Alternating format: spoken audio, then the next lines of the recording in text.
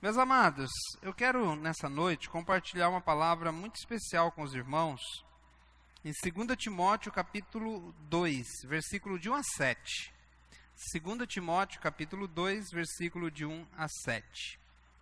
Palavra muito especial, eu creio que pode nos esclarecer bastante coisas aqui, essa palavra. Mas vamos orar, pedir a direção de Deus para esse momento. Senhor, nós precisamos da Tua ajuda para compreender a palavra. E não só compreender, mas também aplicar em nosso coração. Ó Deus, podermos cumprir o propósito pelo qual a palavra foi dada, que é nos tornarmos vasos de honra preparado, apto para toda boa obra. Como a palavra diz que nós devemos desejar ardentemente, como crianças recém-nascidas, a palavra do Senhor para que possamos crescer. E também, ó Deus, toda palavra é inspirada e é útil para nos tornarmos aptos para toda boa obra do Senhor. Por isso, ó Deus, nessa noite, nós vamos ler a palavra e com certeza, ó Deus, o objetivo é de nos tornarmos obreiros melhores. Nos ensina por meio da ação sobrenatural do Espírito Santo. Em nome de Jesus, amém. Amém, irmãos? 2 Timóteo 2:2, 2:1. Portanto, você, meu filho, fortifique-se na graça que há em Cristo Jesus. E as coisas que me ouviu dizer na presença de muitas testemunhas, confie a homens fiéis que sejam também capazes de ensinar a outros. Suporte comigo os sofrimentos como bom soldado de Cristo Jesus. Nenhum soldado se deixa envolver pelos negócios da vida civil, já que deseja agradar aquele que o alistou Semelhantemente, nenhum atleta é coroado como vencedor se não competir de acordo com as regras. O lavrador que trabalha arduamente deve ser o primeiro a participar dos frutos da colheita. Reflita no que estou dizendo, pois o Senhor lhe dará entendimento em tudo. Amém, irmãos? Eu intitulei aqui essa palavra como a missão do obreiro de Deus. A missão do obreiro de Deus. E assim uma introdução mais longa, vamos direto ao ponto. A missão que Paulo passou para Timóteo aqui é muito simples, ela tem duas partes. Primeiro, ele fala para Timóteo que Timóteo precisa se fortalecer. Segundo, ele fala que Timóteo precisa transmitir ou repassar e garantir que a palavra continue sendo repassada. As duas coisas, muito simples. Então, primeiro, vamos falar aqui sobre o se fortalecer em Cristo. Irmãos, assim como um atleta precisa fortalecer-se para as competições, assim como um soldado precisa fortalecer o seu treino, assim como um professor precisa fortalecer o seu intelecto, o seu conhecimento, um obreiro de Deus precisa fortalecer o seu espírito. Por quê, irmãos? Porque, primeiro, nós não podemos cair no erro de acharmos que a capacidade para essa obra aqui é nossa, vem de nós. Se eu ou você começar a se achar capacitado, nós estaríamos prestes a cair, a sermos derrotados nesse ministério. Nós, os seres humanos, temos muita capacidade para muitas coisas materiais terrenas, mas para a obra de Deus, que envolve o que a obra de Deus? Envolve a evangelização, envolve a conversão, novo nascimento de pessoas, a evangelização, né? A escada do sucesso lá, ganhar, consolidar, edificar, treinar e enviar. Então, meus irmãos, olha, a força não é nossa. não é nossa. Preguei quarta-feira passada, não foi? Quando sou fraco, aí é que eu sou forte, porque o poder de Deus se aperfeiçoa na fraqueza. Eu disse para os irmãos, se você tem fraquezas, e eu sei que temos, então não fique triste ou desanimado para a obra, porque o poder de Deus se aperfeiçoa justamente quando nós sentimos a nossa fraqueza. Quando nós nos sentimos fracos, aí dependemos mais de Deus. Olha aqui que Paulo diz no versículo 1. Portanto você, meu filho, fortifique-se. Mas fortifique-se aonde, irmãos? Fortifique-se na graça, né? Não é isso? Então nós temos que nos fortalecer em quê? Na graça. O que significa isso, irmãos? Se fortalecer na graça. Você sabia que nós somos salvos pela graça? Sabia disso ou não? Alguém aqui foi salvo por méritos próprios? Por merecimento próprio? Não, nós somos salvos pela graça, nós somos alvos da graça. Agora você deve entender que nós não apenas somos salvos pela graça, nós continuamos a vida cristã, o serviço de Deus, também pela graça de Deus. É pela graça que nós recebemos, Paulo diz, é pela graça que eu recebi o apostolado. Então, meus irmãos, ele diz, fortifique-se na graça que há em Cristo Jesus. Então, a graça de Cristo que nos mantém na obra de Deus. Pergunta até meia boba que eu vou fazer agora. A obra de Deus é fácil? Olha lá, pastor, até agora está moleza. Né? Peguei 4 discípulos, todos já estão bombando, não tem problema, todos me entendem. Tudo que eu falo o pessoal me entende. Ninguém se opõe a mim, está tudo beleza. Não, irmãos, a obra é difícil. E para que nós possamos se manter na obra, nós precisamos se fortalecer. E se fortalecer não fisicamente, nem intelectualmente. Nós precisamos se fortalecer espiritualmente na graça de Cristo Jesus. Por quê, irmãos? Porque a batalha é espiritual. A batalha não é carnal, não é intelectual. Existem batalhas intelectuais? Sim, existem. O pessoal aí debate as ideias e tal, né? Mas na nossa batalha é intelectual, irmãos. Por exemplo, eu vou evangelizar uma pessoa. É os meus argumentos intelectuais que vão convencer essa pessoa a se converter, a ser regenerada, a nascer de novo? Não, é o Espírito Santo de Deus.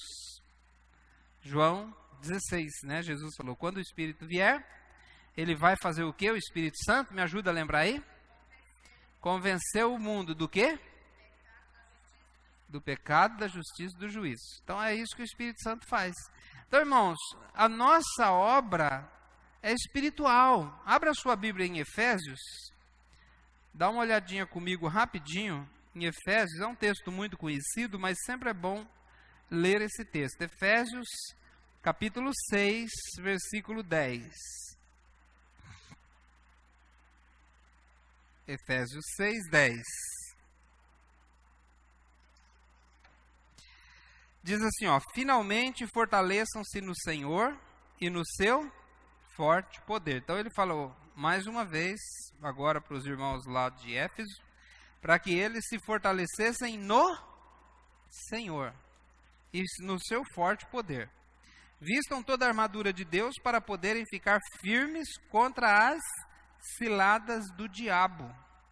Então, irmãos, na luta espiritual, versículo 12, pois a nossa luta não é contra pessoas, mas contra os poderes, autoridades, contra os dominadores deste mundo de trevas, contra forças espirituais do mal nas regiões celestiais. Então não é nada de físico material aqui, tá bom? Então o que ele diz aqui, ó, versículo 11, vamos aprendendo. Nós que estamos investindo trabalho e força na obra de Deus, o que vai acontecer conosco? Vamos sofrer ciladas do diabo na nossa vida. Ciladas do diabo. Os irmãos conhecem o pastor, já ouviram falar? Claro que aqui ninguém conhece mais pessoalmente, mas já ouviu falar do pastor da maior igreja do mundo? Quem já ouviu falar? Sabe qual que é a maior igreja do mundo ou não? Fica na Coreia, a Igreja do Evangelho Pleno. Sabe quantos membros tem? Tem mais de 1.000. Na verdade, tem 800 mil membros. Fundada pelo pastor Paul Yan-Cho, C-H-O, que depois ele mudou o nome dele para David Yan-Cho. 800 mil membros. Quando ele passou o pastorado para um outro pastor, a igreja estava com 750 mil membros. Você acha que esse homem foi usado por Deus? Sabe onde ele está hoje, irmãos? Ele está com 70, quase 80 anos. Sabe onde ele está? Quem sabe? Pastor David Yan-Cho. Está preso. Por que, pastor? Teve perseguição na Coreia? Não. Está preso porque ele caiu numa cilada. Ele desviou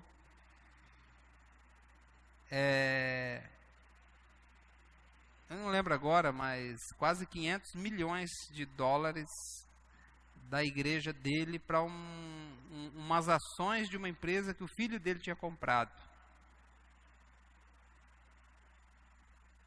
Um homem que, pastor de uma igreja com 750 mil membros, pastor agora em mérito, de uma igreja de 800 mil membros. Para que fazer isso, irmãos? Para que fazer um negócio desse?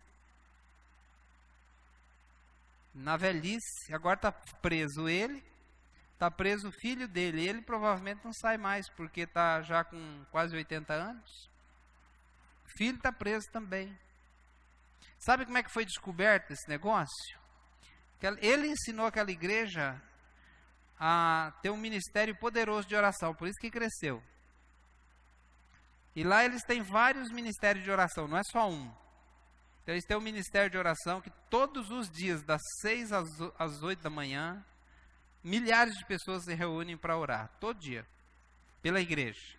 E eles têm um ministério de especial, tipo uma tropa de elite, um BOP assim, das campanhas de oração, que esse pessoal ora pela purificação da igreja, para a igreja se manter pura. Esse ministério deles é só esse. Para a igreja se manter pura. Então é um grupo da igreja que tem esse ministério. E através da oração, Deus mostrou para eles o pecado do próprio pastor. Ele foi preso. Então, irmãos, olha que perigo. Não que o homem não foi de Deus, não, ele foi muito usado por Deus. Mas, quanto maior o ministério, maior os ataques do diabo. E ele caiu numa cilada. Detalhe, ele não é para ele o dinheiro. Entendeu? Não é para ele. Mas ele fez isso. Então, cuidado, irmãos, com as ciladas do diabo. Paulo falou lá em 2 Coríntios, falou, eu não ignoro as ciladas do diabo. Eu tento identificar quando elas vêm.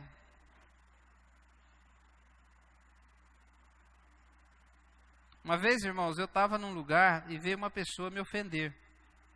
Do nada, assim, partiu para uma ofensa.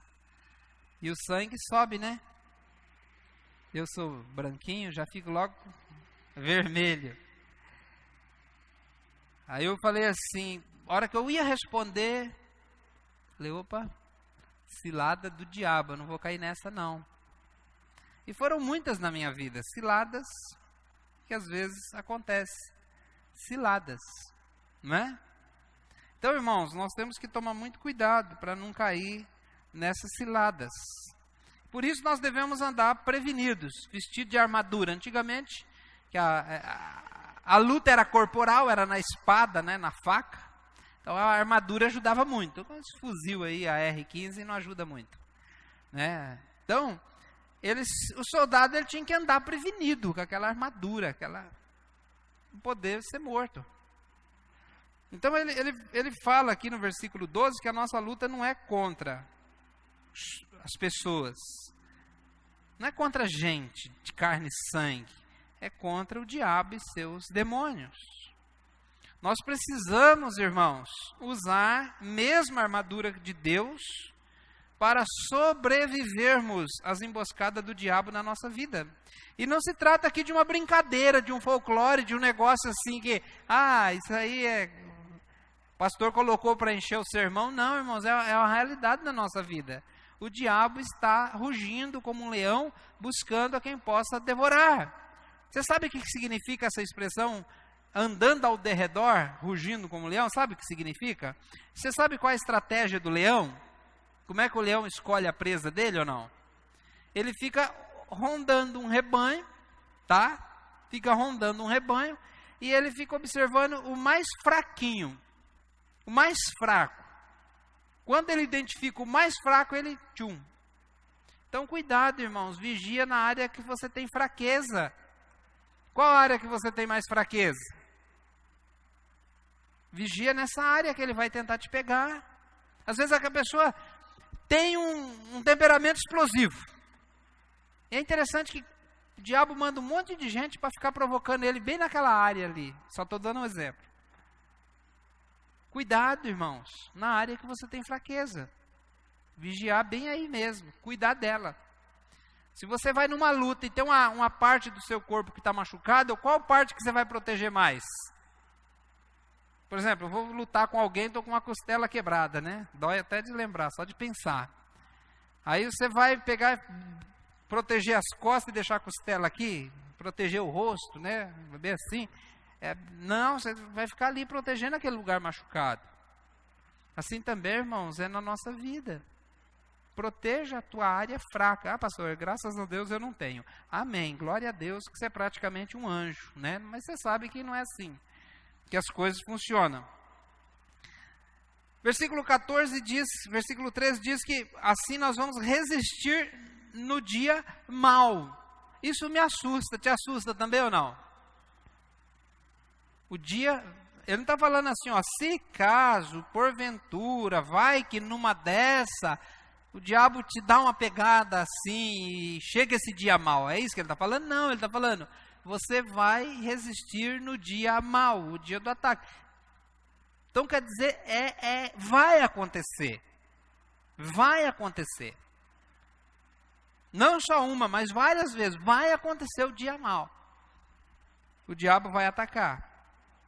Então, irmãos, olha aqui que ele está dizendo aqui, é um estado de guerra permanente, uma luta de vida ou morte contra o diabo e seus anjos. E o exército, quer dizer, o exercício do ministério, irmãos, exige uma força sobrenatural que nós não temos. Ela vem da graça de Deus. Como que a gente se fortalece na graça? Eu creio que é os meios que nós conhecemos. TSD, oração, aprender a orar, aprender a santificar a vida, estar na presença do Senhor Jesus, buscando, orando. Creio que realmente nós devemos nos fortalecer nessa graça. Então, segundo lugar, irmãos, Paulo fala para Timóteo que ele deve ensinar a outros. Aqui a mensagem é muito clara. Nós devemos retransmitir a mensagem que nós ouvimos, e nós devemos não só transmitir de uma forma que vai ficar com a pessoa, mas transmitir de forma que aquela pessoa vai estar preparada para transmitir a outros. Nós vamos criar uma rede de transmissão do Evangelho, que é a famosa fórmula 222, né? 2 Timóteo 2:2. Então, Paulo diz assim, olha, o que você me ouviu dizer na presença de muitas testemunhas, o que você entende aqui? Eu entendo que Timóteo ouviu Paulo assim como os outros irmãos ouviram numa pregação pública, todo mundo falando amém e tal, ouvindo uma pregação de Paulo ali, né? Queria ouvir uma pregação de Paulo? Queria ouvir Paulo pregando? Eu não, ele pregava a noite inteira, você está ficando doido? Vocês não aguentavam hoje não, irmão, sinceramente, eu acho que nem aqui ia aguentar, cair tudo da janela, né? Então, irmãos, eu acho que Paulo pregava muito a palavra de Deus, porque ele chegava num lugar, ele tinha um prazo curto para estar ali, e ele tinha que ensinar mesmo aquela igreja, então ele fazia umas conferências intensivas assim para ensinar aquela igreja. Paulo falou, olha, o que você me ouviu falar, você deve então confiar, transmitir Agora, eu queria que os irmãos prestassem muita atenção, porque aqui é o ponto central desse sermão. Paulo fala assim, ó, você transmite a palavra, mas não transmite para qualquer um. Você vai selecionar, presta atenção, você vai selecionar para quem você vai transmitir. Você vai ter um critério para isso. E esse aqui, irmãos, ele está falando do quê? Discipulado, de ensino do Evangelho. Paulo passou para Timóteo. E Timóteo agora tinha a missão de passar para os outros. Então, Paulo coloca duas qualidades para Timóteo escolher dentre o rebanho essas pessoas que tinham essa qualidade para ele transmitir. Quais são as duas qualidades? Pode falar, gente. Muito bem. Primeiro é fiéis. Então, quando você vai transmitir o Evangelho, não é aquela evangelização para pessoas se converter, mas o discipulado no objetivo de dar continuidade no ministério, por exemplo, escolher um novo líder para a sua célula, um negócio assim, então você vai, qual a primeira qualidade que você vai procurar? Fiel. Fiel. Como é que você vai saber se a pessoa é fiel ou não?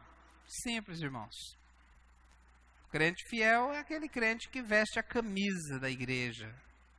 É aquele crente que veste a camisa do ministério, veste a camisa da célula. Fiel.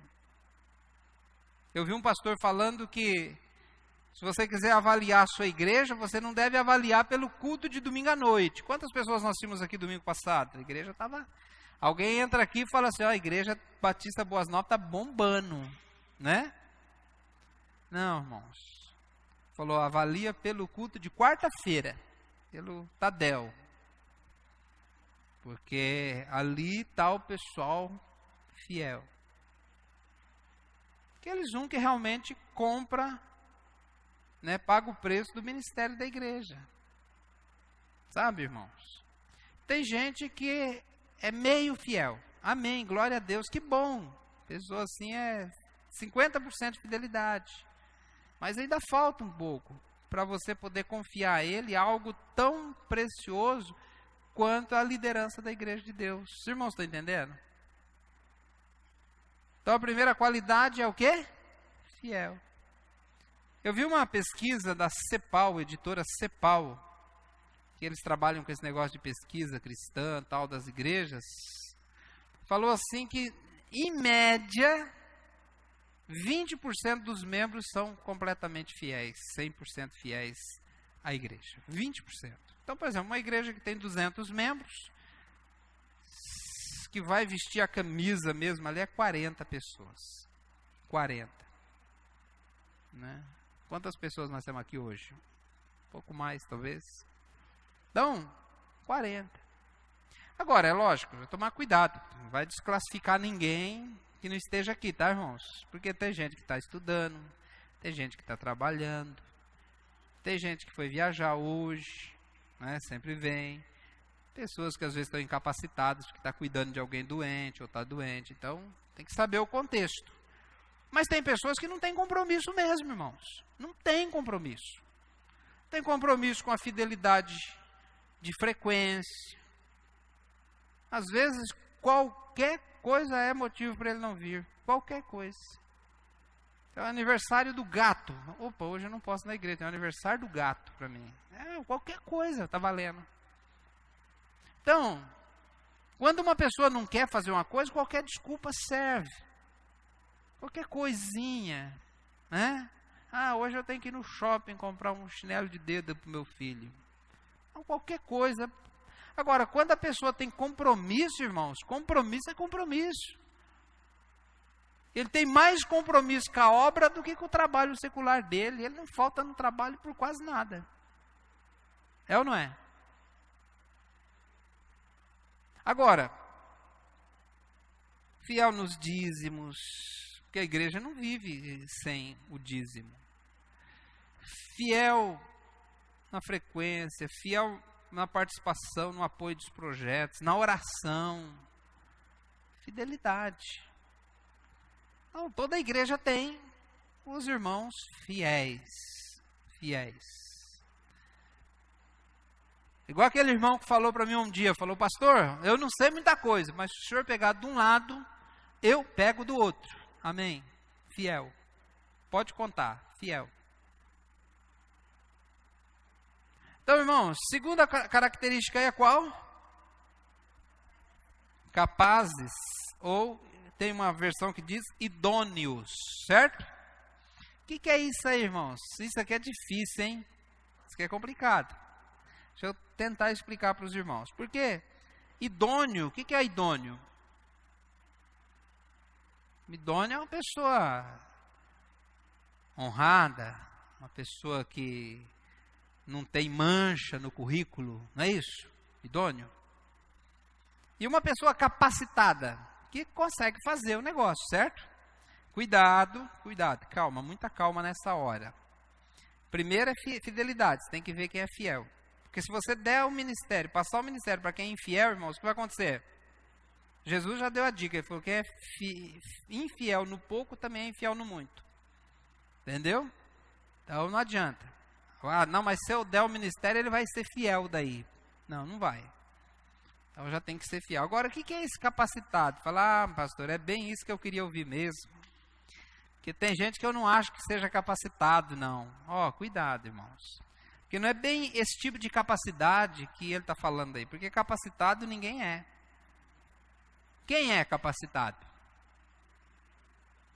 Quem foram os vultos mais significativos da igreja do Senhor Jesus Cristo? Não foram os grandes nomes, o próprio Paulo disse isso, não foram grandes, famosos, importantes que Deus chamou, muito pelo contrário. Escolheu as coisas vis deste mundo para envergonhar as que não são, as que não são. Então, não é esse tipo de capacidade humana, não é, porque o trabalho é espiritual. Então, eu fiz um exegese aqui, mais ou menos um exegese, para entender isso aqui.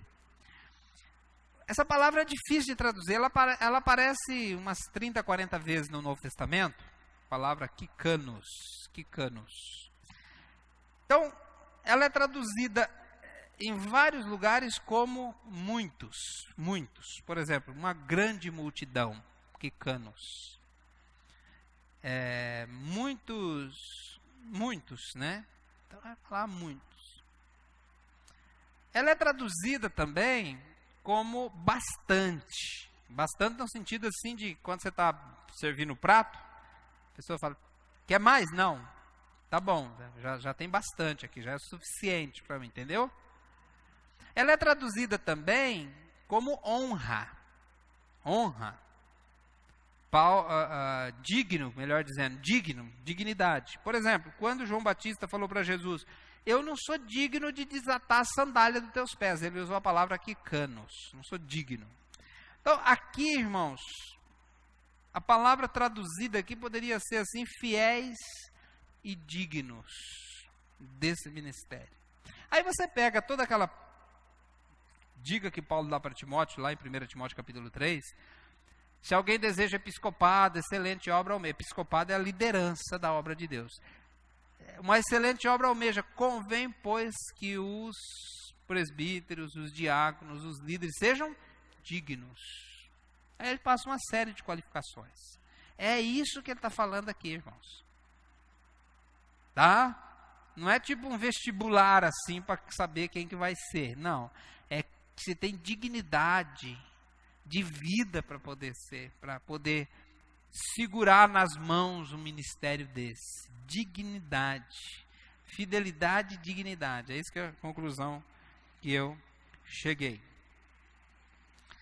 Para terminar, ainda tem alguns minutinhos, Paulo então fala para Timóteo, primeiro você se fortifica na graça que há em Cristo Jesus, porque o teu trabalho é sobrenatural. Segundo, você vai transmitir, você vai escolher pessoas que sejam fiéis, idôneas, dignas, capazes, e você vai pegar essas pessoas e vai transmitir essa palavra a eles, para que eles também transmitam a outros. Cuidado com o que eu vou dizer agora, eu não quero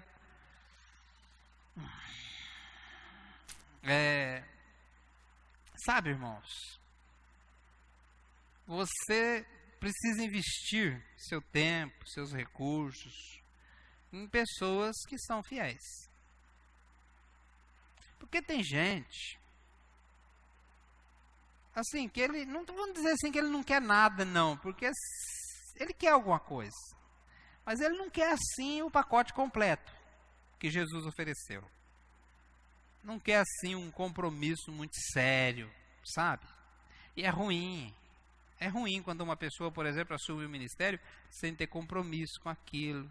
Por exemplo, uma pessoa assume um relacionamento matrimonial, mas sem um devido compromisso. É ruim ou não? Claro que é ruim.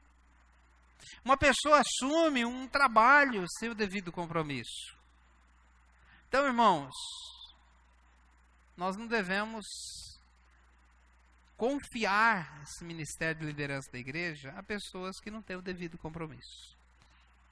É o famoso que não quer nada, né? Às vezes não é que a pessoa não quer nada, ele não sabe ainda o que ele quer, ele ainda não tem aquele compromisso, ele não colocou o reino em primeiro lugar na sua vida.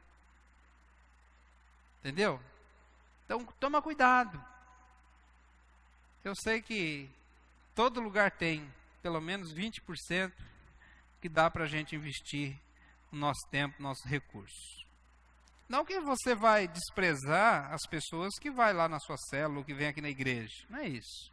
De maneira alguma devemos fazer isso. Jesus não fazia isso. Ele até pegou o pessoal que não queria nada com nada lá e deu um lanche para eles. Pãozinho com peixe, tá bom demais, né? Pãozinho com peixe, e deu para comer à vontade, irmãos. Ficou regulando, não. Não, você já pegou, sai daqui. Não, é pegar à vontade. Posso levar para minha tia, que foi em cá, pode levar, né? À vontade. Só que depois, o pessoal foi lá, tal, Jesus falou, vocês estão atrás do lanche, não estão atrás do serviço.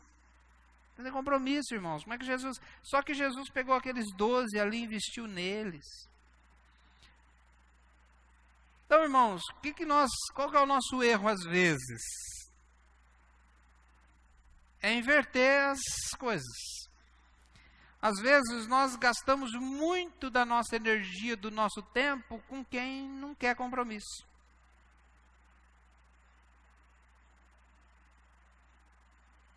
E às vezes nós esquecemos, e porque nós gastamos muito tempo, da nossa energia, com quem não quer compromisso, e nós acabamos então desprezando quem realmente quer e precisa do nosso investimento para ser um grande líder. Então não façamos isso. Façamos. Eu já fiz isso muito no meu ministério.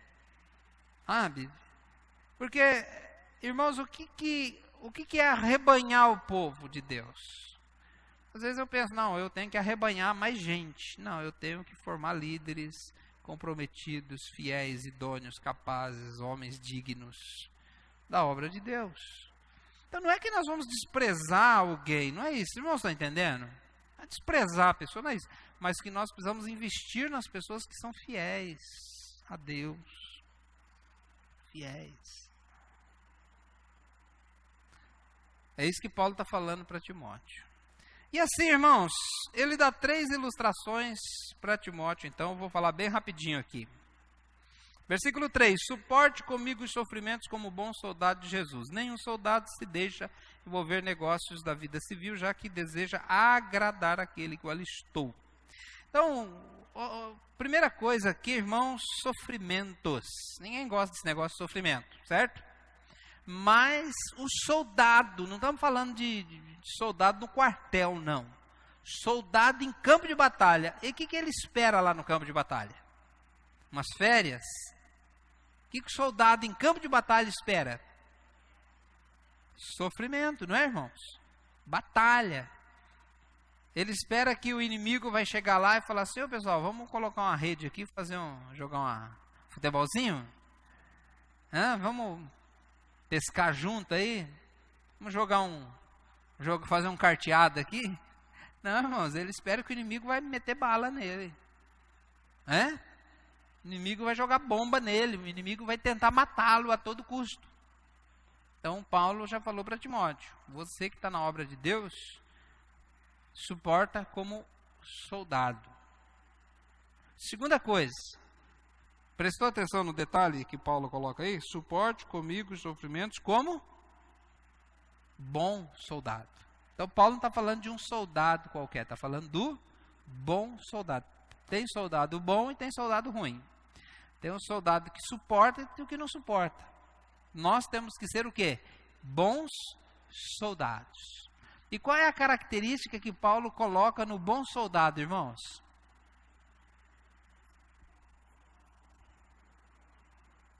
O bom soldado, ele deseja agradar aquele que o alistou. Seu comandante, seu rei. Assim também são os bons soldados de Deus, são fiéis. Bom soldado é fiel. Bom soldado é leal à causa.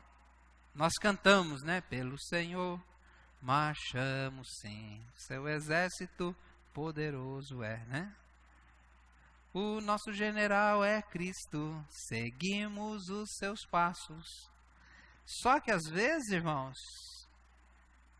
nós somos fiéis, leais realmente a Cristo Jesus, como nosso Senhor, nosso comandante, né, o Rei Jesus. Então nós temos que ser fiéis à missão dada por Ele. O bom soldado é assim. Pode ser que, não, todos nós, você diga, todos nós somos soldados. Não, Paulo diz, bom soldado. Seja um bom soldado, fiel àquele que o arregimentou. Segundo, ele fala do atleta, versículo 5. Semelhantemente, nenhum atleta é coroado como vencedor se não competir de acordo com as regras. Então, a segunda coisa que ele coloca aqui é o atleta. O atleta, né? O atleta, ele é obediente às regras da competição. Então ele fala, nenhum atleta põe a medalha de ouro no peito se não competir de acordo com as normas. Qual é a primeira norma de um atleta? A opinião de vocês. Hã? Pode falar, gente. Primeira norma de você acha que um atleta tem que seguir? Disciplina. Muito bem, disciplina no treinamento. Um atleta consegue pôr a medalha de ouro no peito se ele não for disciplinado no treinamento? O que vocês acham? Não põe, irmãos. É igual o corredor 100 metros raso brasileiro, ficou em último lugar. Aí o comentarista falou assim, não, é uma vergonha. Chegou fazendo careta, com os nervos, tudo, os músculos queimando, todo despreparado, não devia nem estar aqui. O problema não é chegar em último lugar, o problema é ele demonstrar assim, tudo queimando, que não se preparou, não tinha preparo para estar ali naquele lugar. Irmãos, nós devemos também competir de acordo com as normas. Existem regras espirituais que nós devemos, como servos, seguir as normas dadas pelo Rei Jesus, pelo nosso treinador. As normas estão na palavra. Nós temos que seguir as regras. Amém, irmãos? 1 Coríntios capítulo 9, versículo 24. Dá uma olhada aí. 1 Coríntios capítulo 9, versículo 24. Diz assim. Olha que interessante. 1 Coríntios 9, 24. Diz assim, ó. Vocês não sabem que dentre todos os que correm no estádio, apenas um ganha o prêmio? Todo mundo sabe disso, certo? Corram de tal modo que alcancem o prêmio. Ou seja, você tem que deixar todo mundo para trás. Todo mundo tem que correr de uma forma que você vai deixar todo mundo para trás. Todos os que competem nos jogos se submetem a um treinamento rigoroso para obter uma coroa que logo perece. Mas nós o fazemos para ganhar uma coroa que dura para sempre. Você consegue entender, irmão, o valor disso? O valor que isso tem? Sendo assim, não corro como quem corre sem alvo. Não luto como quem esmurra o ar. Mas esmurro o meu corpo e faço dele meu escravo. Para que depois de ter pregado aos outros, eu mesmo não venha a ser reprovado. Olha, Paulo tinha medo de ser reprovado. Não foi, mas muitos são. Muitos homens que alcançaram notoriedade no Evangelho foram reprovados no final. Caíram nas ciladas do diabo. Esmurra o meu corpo. Irmãos, disciplina. É fácil você tirar 1 hora por dia para orar? Não, não é, irmãos. Parece tanta coisa, né, para competir com aquilo. É fácil gastar mais 1 hora lendo a palavra? É mais difícil ainda, pastor, imagina. É fácil suportar o sofrimento como bom soldado? Não é fácil. Então Paulo está dizendo aqui que nós devemos, Paulo falou, olha, eu esmurro o meu corpo e faço dele meu escravo. O corpo não vai me dominar. Eu vou dominar o meu corpo para ser aprovado. Em último lugar, para terminar aqui, para terminar bem dentro do horário, Paulo fala do versículo 6, do lavrador que trabalha arduamente, deve ser o primeiro a participar da colheita. E mais uma vez eu quero destacar, soldado, bom soldado, atleta, obediente às regras, e o lavrador que trabalha, como que o lavrador trabalha, irmãos? Arduamente. O lavrador trabalha arduamente. O agricultor trabalha duro. Quem já foi agricultor sabe que tem que trabalhar duro. O trabalho do agricultor não dá para deixar para depois. Mas está tudo pronto para colher, mas semana que vem eu colho. Tem pressa? Pode, irmãos? Claro que não. Pode passar da hora de plantar, de colher? Não, tem que ser tudo no tempo exato. O trabalho do agricultor exige um trabalho duro. Exige perseverança. O trabalho do agricultor é duro. É um trabalho que não pode realmente ser deixado para depois. E eu quero terminar lendo aqui com os irmãos Gálatas 6:9. Gálatas 6:9.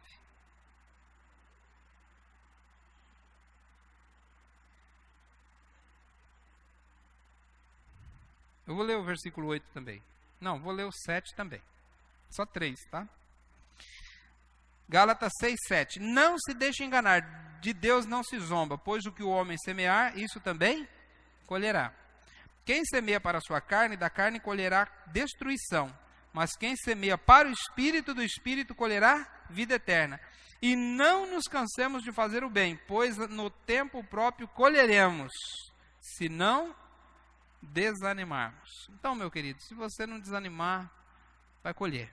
Tudo que nós semearmos no campo espiritual, Deus vai recompensar e vai nos dar. Amém? Vamos curvar nossas cabeças e eu falar com o Senhor. Deus, nos ajude, Pai.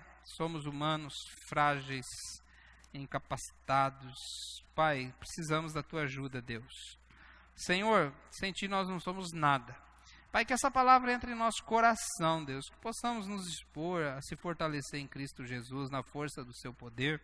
E também, ó Deus, que possamos ter uma sabedoria sobre-humana, de podermos investir no reino, podermos pegar, ó Deus, essas pessoas fiéis, honradas, dignas do Evangelho e podermos continuar multiplicando líderes para a obra do Senhor.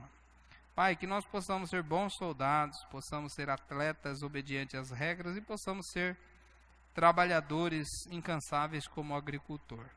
Pai, que essa palavra possa nos motivar hoje a continuarmos sabendo que todo trabalho no Senhor será recompensado.